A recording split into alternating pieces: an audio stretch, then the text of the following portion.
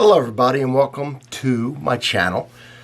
I'd like to explain something to you here a little bit. I recently changed my name from Hillbilly Wine 101 to Hillbilly Select Reviews. You may have noticed that. Now, I still have a lot of pre-recorded videos that I shot that I will, when I was Hillbilly Wine 101, so you're going to hear that even after I announce this name change. But from here on out, I've changed it, and for several reasons. One, I started doing a coffee review, and wine kind of limits me. I mean, I've always done like 90% wine, but I'd throw in some different things from time to time. But then I started doing coffees on Sunday, and you know, it became very popular, and people were asking me if I would do tea. And so here's what I decided to do.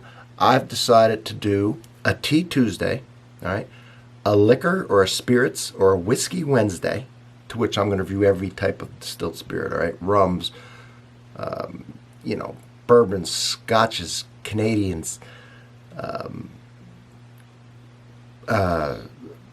liqueurs, just everything. I'm trying to run through my head, gins, vodkas, everything.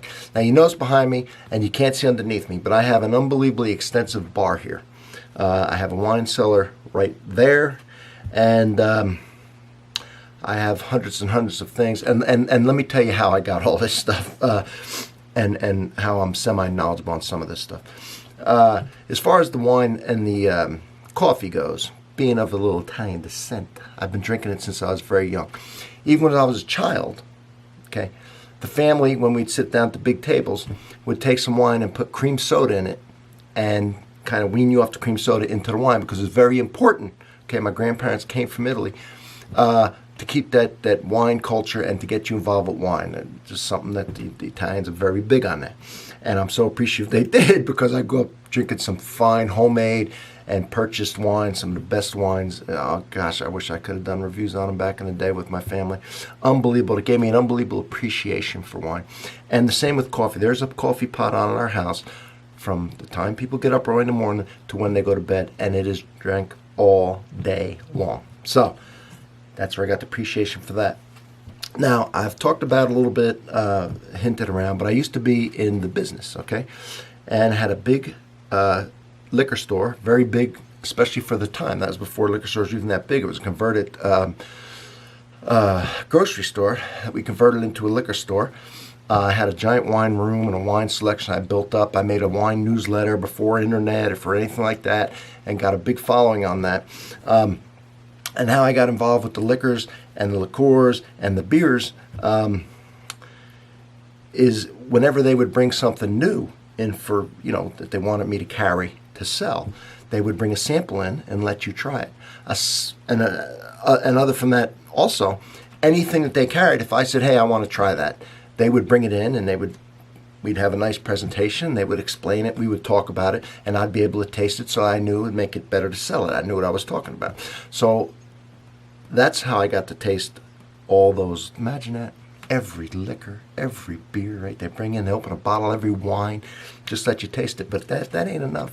I used to go to trade shows a couple times a year, and would have all the new products and all the old products, and they were trying to get the liquor stores to buy them. And so, I mean, you could just taste away all the beers, wines, liquors. Your favorite thing was there for free in droves, and they just, you know, wanted you to taste it and talk to you about it. Sometimes the, you know, the distillers, the owners would be there. It was wonderful.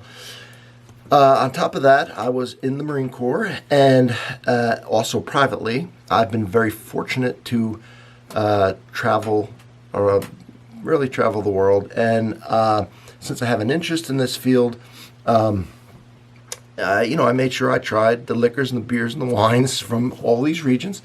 And I just go to California once or twice a year, and I would go to Napa, Sonoma, all the regions out there. So that's where I kind of get my knowledge and my love for this, you know, for these drinks. Okay, I just love talking about them. I used to love selling them. So that's what I'm doing. So now I'm expanding my channel.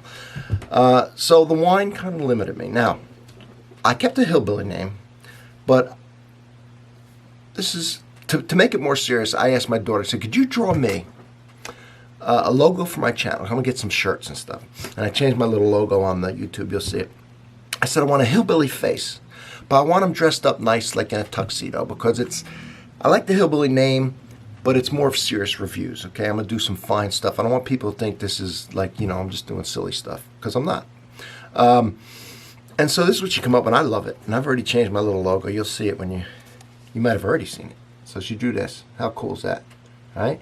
Got the hillbilly face, dressed up real nice, and I think it captures the, and then I'll have my name, Hillbilly Select Reviews, and have her draw that real nice, probably over the top, and however she wants to do it. And that's going to be my shirts, and I'm going to do those reviews that I talked about. So I want to do it because I love those things. I'm drinking those things anyway. I might as well feature them. It gets me doing some more research on all that stuff, keeps me in the game, and gets me trying new stuff, which I do anyway, but this really forces me to do it, and I like that. So it really expands my knowledge doing these for y'all, and hopefully I will expand my YouTube channel, right? There's going to be more people. Somebody's going to be interested in, almost everybody drinks one of these, either tea, coffee, some type of liqueur or liquor, or wine or beer. I mean, if you don't drink any of that, wow. I guess you're just on water, which you probably aren't watching this. So that should expand my base, and I'm excited to do these things. I've got so many ideas. I got so much stuff under here that I just to go through my inventory before I even buy anything. A lot of this stuff I'll probably use minis, just because I don't want to have 5,000 bottles of liquor around. The final thing that I have that I think will make the channel interesting is I have also, I failed to mention this, those of you that know what job I do now, I have done work for the liquor industry. I live in Louisville, Kentucky. Okay, this is where bourbon, okay, this is the Napa Valley of bourbon, best bourbons in the world. I've worked for Brown-Forman, Jim Beam, so I should get some nice, and I've already posted some, private interviews with some of these bourbon distillers, including not Jim Beam, but there's a Beam, there's a, I can't think of it. Anyway, these famous names that Samuels does Maker's Mark, and Booker is what I was thinking of, and I've met him before, Jim Beam, one of the Bookers that's still, this stuff stays in the families forever and ever. So, and I have, matter of fact, I'm going to show you real quick something. Let me show you here while we're talking about it. Just to show you, as far as the Beams go, I have met one of the only Beams that's still distilling, and I don't know if you can see that, but he signed that right there, 2 Beams. This is when they opened up, was the distillery they opened up? Limestone Branch. And before they had any bourbon, they were making this, what they call here, Sugar and Shine. And it says, enjoy, Steve Beam and Paul Beam, okay, 2 of the master distillers and owners.